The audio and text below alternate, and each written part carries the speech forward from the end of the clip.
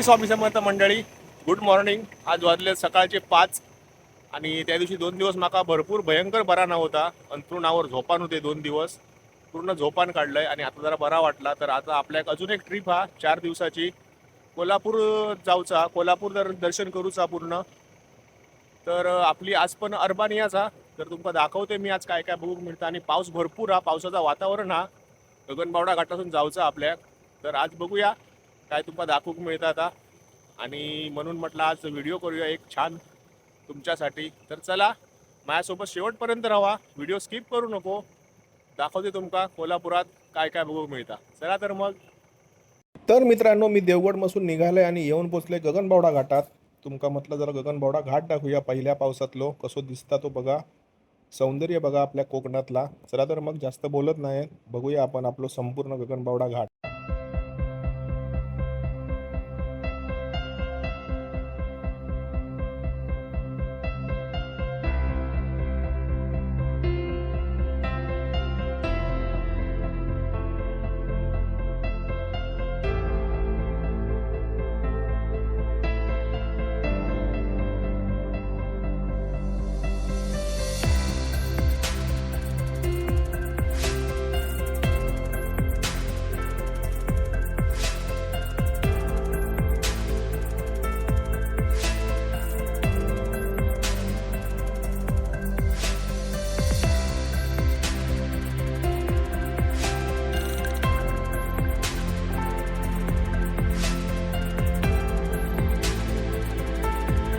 मित्रांनो, मी गगनबावडा घाट चढून वर इलय आणि मी हय येऊन थांबले नाश्ताक। हय पाहुणचार म्हणून हॉटेल हा, नाश्ता छान भेटता।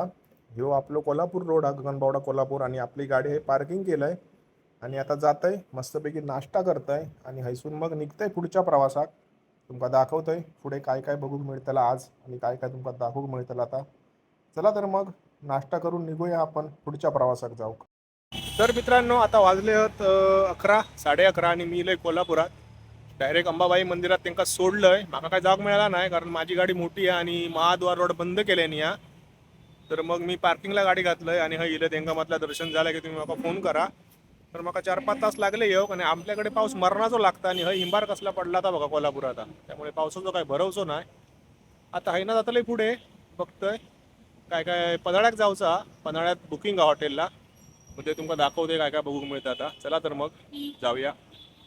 तर मित्रांनो, अंबाबाईचं दर्शन घेऊन निघालो आणि आम्ही डायरेक्ट गेलो पन्हाळा रोडला। पन्हाळा किल्ल्यावर रस्तो जाता, त्याच्या समोरच रस्तो ज्योतिबाग जाता। त्या ज्योतिबाच्या रोडलाच हय 2 मिनिटावर हॉटेल हा, रिसॉर्ट हा, आठवण मातीची म्हणून। तर रस्तो तर माका पूर्ण डेंजर वाटता, कारण मोठ्या गाडीसाठी खूपच छोटो हा। बारके गाडी असतील तर तुम्ही आणू शकतास। तर बघूया पुढे जाऊन हॉटेल कसा काय। आता गाडी सावकाश सावकाश घेतोय मी आणि तुमका ह्या रस्त्याचा पूर्ण व्हिडिओ करून दाखवतोय। शेतातनं रस्तो हा, बघू तर छान वाटतं गावासारखं। चला तर मग जास्त बोलत नाही, आपण रस्त्याचा अनुभव घेऊया।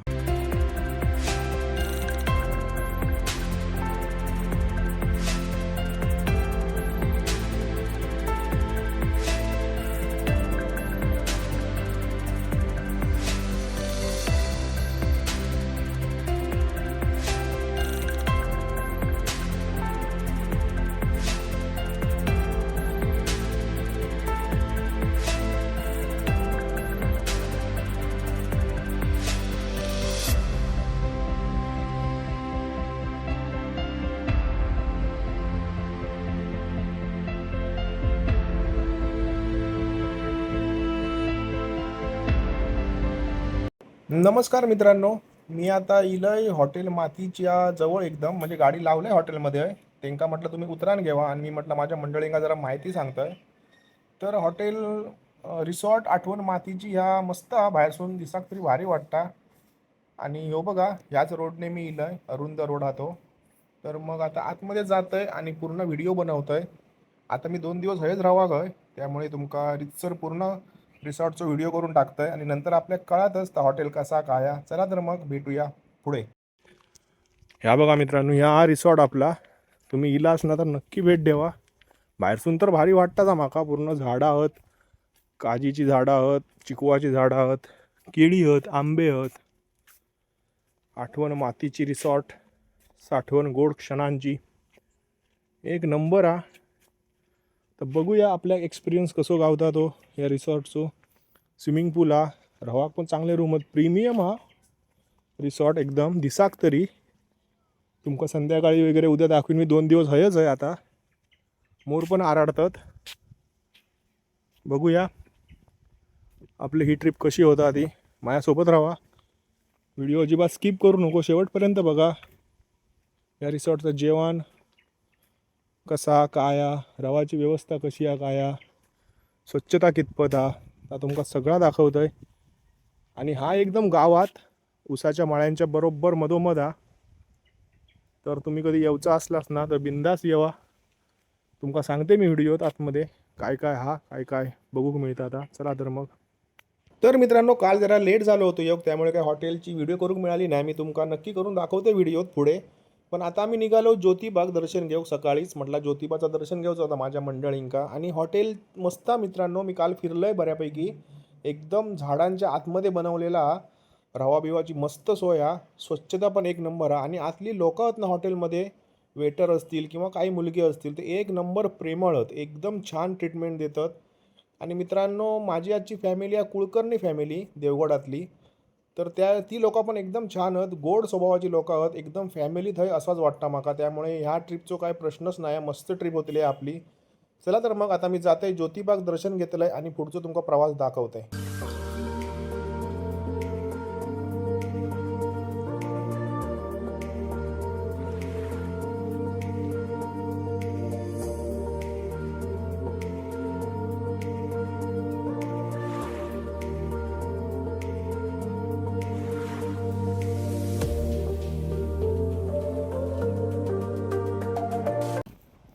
तर मित्रांनो, मी आता इले ज्योतिबा देवस्थानला आहे. आता ज्योतिबाग त्यांना सोडलं आहे मेन गेटवर, गाडी पार्किंग केलं आहे आणि आता जात आहे. तुमका निदान बाहेरसून तरी ज्योतिबाचं मत दर्शन देत आहे, ज्योतिबाच्या कळसाचं दर्शन घेत आहे. ही पार्किंग आहे, पार्किंग सेफमध्ये गाडी तुम्ही पार्क करू शकतास, काही प्रॉब्लेम नाही. तर मित्रांनो, हय हा रस्तो बंद, रस्त्याचं काम चालू आहे बघा. तर माका खाली जाऊ काय मिळत नाही, तो प्रॉब्लेमच झालो हा.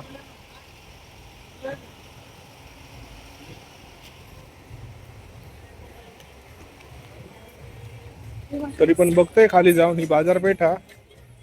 तर मित्रांनो, मग आता पुढे जाऊ काय गावत नाही, कारण माझी गाडीवर पार्किंग आहे आणि पार्किंगमध्ये ते काकी बसलेले आहेत. त्यांना जरा चालायचा प्रॉब्लेम असल्यामुळे ते गाडीत बसले आहेत. तर त्यांना म्हटलं मी जातोय आणि म्हटलं माझ्या मंडळींका निदान कळसाचं तरी दर्शन करून आणतोय. तर मित्रांनो बघा, मी झूम करून दाखवते तुमका ज्योतिबाचं कळस दर्शन घेवा. आणि कळस दिसलो असा तर नक्की कमेंट करा. मग आता इथून मी निघतलोय पुन्हा आणि बघते पुढे काय काय बघू मिळतं आता. चला तर मग तुमचं जास्त वेळ घेत नाही आहे, निघाया आपण आपल्या पुढच्या प्रवासात. मित्रांनो, खाली काय जाऊकच मिळाला नाही माका, कारण बंद रोड आणि लांब पण आणि आपली गाडी आहे पार्किंगला. गाडीत एक काकी बसलेले आहेत आपल्या, त्यांना चला होत नाही म्हणून काय मी खाली गेलोय नाही. आता पुन्हा त्याच पार्किंगला जात आहे, त्यांना सोडलं इथं गाडी घेऊन. चला तर मग दाखवू मिळाला नाही मंदिर आतमधून, बघूया नेक्स्ट टाइम नक्की दाखवीन. जाऊया आता आपण पुढच्या प्रवासात. मित्रांनो, पार्किंगमधनं गाडी काढले, त्यांचा फोन येलो होतो आम्ही 5-10 मिनिटात येतो म्हणून आता या डोंगरावर येलो, एकदम उंच भागावर येलो ज्योतिबाच्या डोंगरावर. आणि ही गाडी थांबवले रस्त्याच्या कडे. म्हटलं ऐसूनच पुढे जाऊया, कारण खाली पार्किंग फुल आहे आणि आपली गाडी मोठी आहे, त्यामुळे वळूक मिळणार नाही. तर म्हणजे आता मी त्यांना घेतलं आणि जातले पन्हाळ्यावर आम्ही गाईड घेतलं प्रोफेशनल, आणि गाईड करणं सगळं पन्हाळ्याचा इतिहास विचारतलं, तो तुमका मी पूर्ण शूटिंग करून दाखवतोय, पन्हाळगडाचा इतिहास सगळं. तर माझा व्हिडिओ पूर्ण बघा, स्किप अजिबात करू नको. तुमका इतिहास, महाराजांची माहिती, किल्ल्याची माहिती सगळी बऱ्यापैकी मी कॅप्चर करूचा प्रयत्न करतोय. चला मग निघाया पन्हाळगडावर.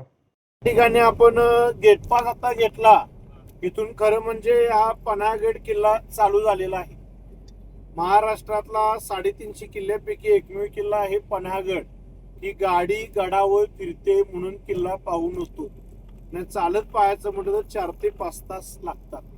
कारण असं की कोणताही किल्ला आपण पाहायला निघालो राईटला की दरवाजा लागतो, आणि दरवाजा लागला की किल्ला चालू. तर या किल्ल्याचा दरवाजा होता, नाव होतं 4 दरवाजे. ते इंग्रजांनी 1844 मध्ये तोफेतोंडी पाडले आणि म्हणून गाडी या किल्ल्यावर आली. आणि या किल्ल्याचा एरिया मोठा असल्यामुळे आपल्याला वेगवेगळे पॉइंट्स पाहायचे. तर सुरुवात आपण करणार 5 लाख पोती धान्य म्हणणार गोडाऊन, जे 1000 वर्षापूर्वीची वास्तू राजा भोजने केलेलं बांधकाम आपण आता पाहायला जायचं. ते पायऱ्या आहेत, सुंदर इमारत आहे. इमारत पहिल्या म्हणणार की एवढं फिरलो पण अशी इमारत कुठं नाही. का याची कॅपॅसिटी 5 लाख बॅग तांदूळ इथे मावत होती. जागा पाहायची. तर मित्रांनो, मी आता इले पन्हाळगडावर आहे. पन्हाळगडावर गाईड घेतलं. आता गाईडच्यात कडसून ऐकाय आपण काय काय माहिती मिळतात ती तुमका दाखवते व्हिडिओ पूर्ण करून. चला तर मग. तर मित्रांनो, हा पन्हाळगडावरचा धान्य कोठार, ह्याच्यात 5 लाख पोती धान्य साठवत होते आपले महाराज. तर बाहेरसून असा दिसता. आणि आपण आता गाईडकडून थोडी माहिती घेऊया आणि नंतर जाऊया आतमध्ये. आतमधून कसा काय आता तुमका दाखवतोय. चला तर मग. हा पन्हाळ किल्ला मी आत्ताच जस्ट सांगितलं की जिथे आपण गेट पास घेतला तरी किल्ला चालू केला. तर किल्ल्यावर आलो, ते इथे गेलो आणि किल्ला पाहिला असं होत नाही. जो होतो किल्ला तो 50-100 एकरचा असतो, पण हा 400 एकरमध्ये डेव्हलप झालेला किल्ला. या राजाचं नाव आहे शिलारवंशी राजा भोज. छत्तीसगड भोपाळचा हा राजा 1052 साली 12 मध्ये कंप्लीट झाला. म्हणजे पूर्ण पन्हाळगड डेव्हलप करायला 60 वर्ष लागले. त्या काळामध्ये जी भाषा होती संस्कृत, म्हणून किल्ल्याचं नाव ठेवलं गेलं पन्नग आलय. गालय, पन्नग म्हणजे नाग आणि आलय म्हणजे घर. या डोंगरामध्ये नाग जमातीची लोक राहत होते, त्यामुळे हे नाव राजा भोजच्या काळात 10व्या शतकामध्ये पडलेलं आहे. परंतु राजा भोजनंतर एक 200-250 वर्ष ओलांडले. दुसरा राजा आला, मुस्लिम बादशाह विजापूरचा आदिलशाह 14 शतकामध्ये. त्याने किल्ला हा आणखीन मजबूत बनवला आणि हिंदीत गडाचं दुसरं नाव ठेवलं गेलं, ते म्हणजे शहानबीदूर. म्हणजे हा पन्हाळगड छत्रपती शिवाजी महाराजांचा जन्म होण्याच्या 400 वर्षात. तर शिवाजी राजाने आदिलशाही लढाई करून किल्ला जिंकला आणि मराठीत नाव दिलं, ते म्हणजे पन्हाळगड, पन्हाळ किल्ला. हे महाराजांनी दिलेलं नाव आहे. तर आपल्या लक्षात आलं असेल, या गडाचा पूर्ण पाया बांधला हा राजा भोज आहे. काही इमारती बांधल्या विजापूरचा आदिलशाह आहे. 16व्या शतकामध्ये छत्रपती शिवरायांनी किल्ला जिंकला, डागडुजी केली. परंतु यानंतर त्यांची सूनबाई आली, रणरागिणी तारा राणी, राजारामाची पत्नी, हंबीराव मोहितींची मुलगी. मोहितेंची कमला. हो, नाही, मोहितींची मुलगी हंबीराव मोहिती, कमळा वेगळी. तर त्यांच्याकडे हा किल्ला होता. आणि महत्वाची गोष्ट म्हणजे त्यानंतर इंग्रज पण आलेत. तिने दरवाजा गडाचा पाडला आणि मग आता आपण या गडावरती किल्ला पाहायला आला. तर आता किल्ला आपण पाहायला का आला, तर सुट्ट्या पडल्या. पन्हाळ, ज्योतिबा, कोल्हापूर रोडला आहे करू, ही चांगली गोष्ट आहे. पण किल्ला पाहायला जाण्यामागचं मेन कारण तुम्हाला सांगतो की ज्या किल्ल्यावर छत्रपती शिवाजी महाराज गेले, त्या किल्ल्यावरती इतिहास घडला. ती इतिहास आपल्या घरात आपल्या कानावर पडत असतो की महाराजांनी या किल्ल्यावर असं केलं, त्या किल्ल्यावर तसं केलं, आणि म्हणून तो आपण किल्ला पाहायला जातो. आज इथे महाराज आलेत म्हणून मी तुम्हाला माहिती सांगतो, तुम्ही किल्ला पाहायला. महाराज आले नसते, या किल्ल्याचं नावच कोणाला माहीत नसतं, या इमारती पण कोण बघायला आले नसतं.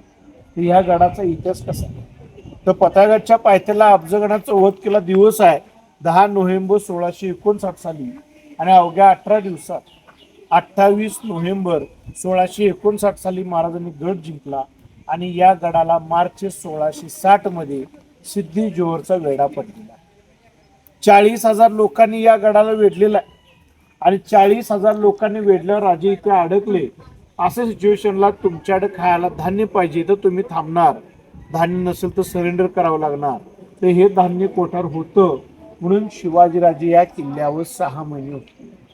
या 6 महिन्यात महाराजांनी प्रत्येक इमारतीचा वापर केला. त्या प्रत्येक इमारतीला पाय लावले, त्याला इतिहास आला. त्या वापरल्या गेलेल्या इमारती मी तुम्हाला स्टेप बाय स्टेप दाखवतो. तो वास्तू बांधली राजा भोजने 10व्या शतकात. राजा भोजने वापर केला. 600 वर्ष क्रॉस झाले 16व्या शतकात छत्रपती शिवाजीराजेंनी. आणि 21 शतकात तुम्ही बघायला आलात, धान्य कोठार 1000 वर्ष झाले आहे तशी वास्तू आहे. आतून तुम्हाला मी दाखवतो. या प्लेन आहे, पायऱ्यावर त्या नाही. या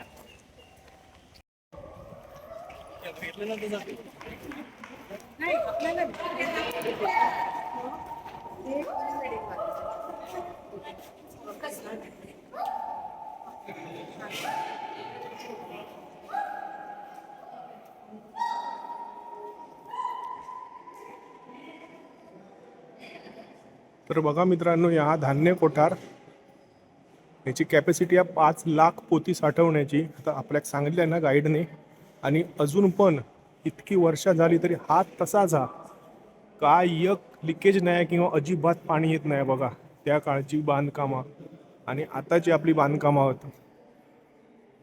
पहिल्या वर्षीच गळाण पडतात.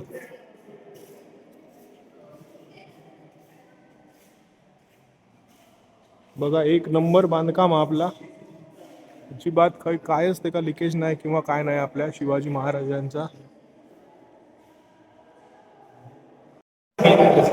वर आपण पाहू शकता दगडी स्लॅब आहे, चुना मूळ मातीतलं बांधकाम, 1000 वर्ष झालं आहे तसं बांधकाम आहे. ब्लॉक सिस्टीमची कारण सांगतो. समोर होल दिसते बघा आपल्याला, ओलातून उजेड येतोय आणि उजेड येतात त्या ओलामध्ये बघा व्ही आकारचा दगड दिसतो. प्रत्येक ओलामध्ये व्ही आकाराच्या दगडात ही त्यातली मेन ब्लॉक सिस्टीम आहे. तो जेव्हा रवला गेला, ती आतमध्ये सपोर्ट जे होते बांबूचा, ते मातीनं पूर्ण बांधले. त्या मातीला आकार उकार द्यायचा, त्याच्यावरती दगड रचायची आणि मग तो व्ही आकारचा ब्लॉक सिस्टीम दगड घालायचा आणि ही सगळी माती करायची. त्यामुळे बांधणारा टिकायला पाहिजे. आता एवढी माती भरली, आपली भिंत एवढीशी आहे, कुठून जाणार? ही भिंत एवढीशी बांधली ना 1 फुटाची. तुम्ही बसला इथं बघा 12 फुटाची भिंत. ज्या आपल्या रूम आहेत ना तिथे फक्त भिंती आहेत. 12-12 फूट जाडीच्या भिंतीचं कारण असं की यामध्ये धान्य पोत्यात ठेवत नव्हते.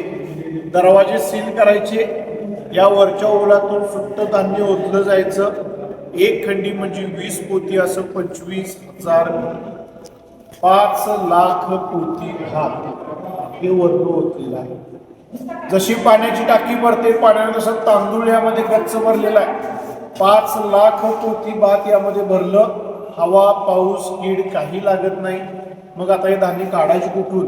यात त्याला कणगी म्हणत. कणगी आपल्या घरात जे पत्र्याचे पूर्वी जुने हौद असायचे, तसा हा मोठा हौद आहे आणि हौदाचा होल आहे. हा पुढचा दगड काढला, कशाचं टेचला, हलवलं, वरून प्रेशर आहे, इकडे स्लोप आहे, या होलातनं धान्य बाहेर निघत होतं.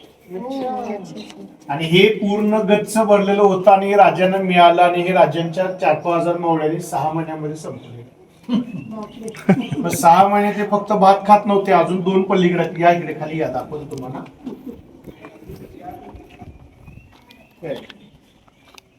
सगळ्या इकडून कोठारामध्ये बाजरी, तिसऱ्या कोठारामध्ये नाचणी. भात, बाजरी, नाचणी 3 कोठारात वेगवेगळे धान्य ठेवायचे. वास्तू 1, नावं 3. बालेकिल्ला, अंबरखाना, धान्य कोठार ही एकाच इमारतीची 3 नावं. कारण तसं आहे, बालेकिल्ला का तर किल्ल्याचा आतील छोटा किल्ला, याला भिंत आली वीट. या ठिकाणी शिवाजी महाराजांचा पॅलेस होता. इंग्रजांनी गेट पाडलं तेव्हा राजवाडा पाडला. दुसरं नाव आहे अंबरखाना, का तर हत्तीच्या वर जी राजू लोक बसायचे अंबारी, या बिल्डिंगला पुढे गॅलरी गच्ची आहे, अंबारीचा आकार आहे, नाव पडलं अंबरखाना. आणि धान्य ठेवतात म्हणून नाव पडलं धान्याचं कोठार. आता ही कोठार संपलीत पावसाळ्या दिवसामध्ये. मग महाराजांना प्रश्न पडला, आता वेढा कसा फोडायचा? तरी देखील महाराज वेढापूर इथून विशाळगडला गेले. तो मार्ग बघत जिथे महाराजांची मिटिंग चालायची ती जागा आपण आता पाहायला जायचं. त्याला भिंत आहे बघा, दिसली का? भिंतीच्या साईडला खड्डा दिसतो का? हे खंदक आहे. 40-50 फूट खोल, यात पाणी सुसरी मगरी वेल सोडायची, जेणेकरून दुश्मन लोकांना आत जायचं आहे तो पोहून जावं लागायचं. याला बालेकिल्ला म्हटलं जातं आणि हे संरक्षण आहे.